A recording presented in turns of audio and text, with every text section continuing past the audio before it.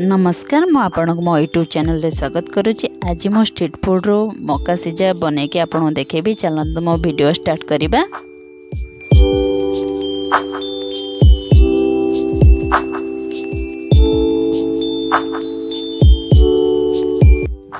प्रथमे मु तीनोटी मका को भल से चोपा छड़े सफा कर नेइची।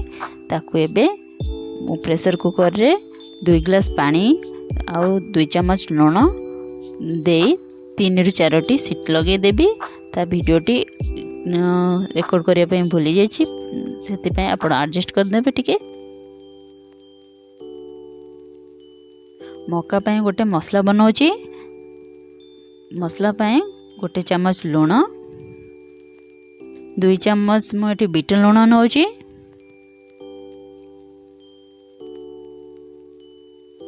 गोटे चम्मच लंका जीरा गुंड नउछि,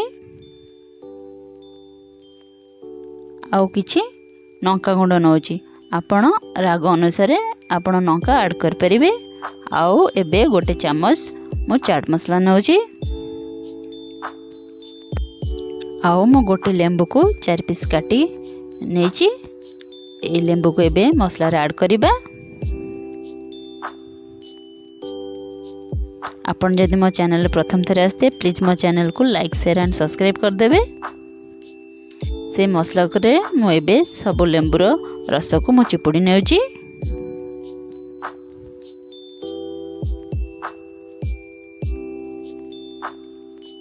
एई लेंबूर चोपा को आपण फोपाड़बेनी, आमे ताको यूज करिबा।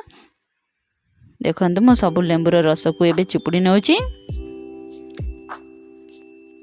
देखंतु मु सब रस बाहर कर नै जाईची।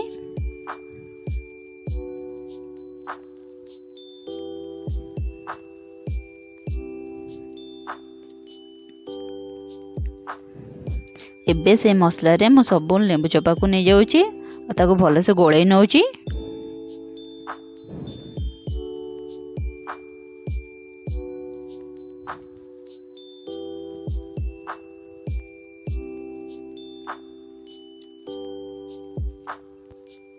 देखंतु मो मका सिझी जाइए भल से।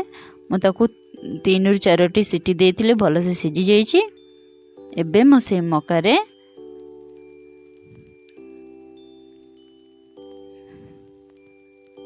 देखंतु मो मसलाटा बनै नेछि। एबे सेथिरे मका रे मसला को किपरि लगौछि आपण देखंतु। आपण को बनै के मु देखौछि। मका हम देह पय बहुत भलो आउ आकु बनैया बहुत इजी। घरे आपण इजीली घरे बनै की खाइ परिबे। ए परि भाबे सब रस को मका रे भलो से लगे नेबे।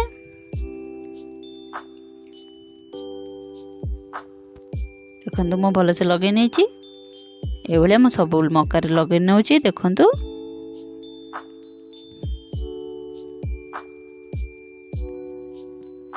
आपणक टेस्ट अनुसार आपण जेतिकी राग खाइबे सेतिकी यूज कर परिबे। आ जेतिकी खट्टा खाइबे आपण सेतिकी यूज कर परिबे।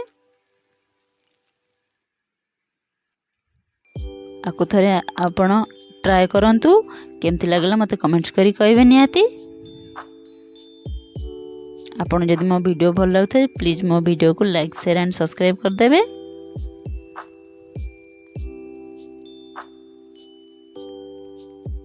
देखंतु मो सब मका रे मसला लगे नेछि। ए भलिया घरे बनै के आपण कमेंट करी मते निश्चित कहबे केमति लागिला।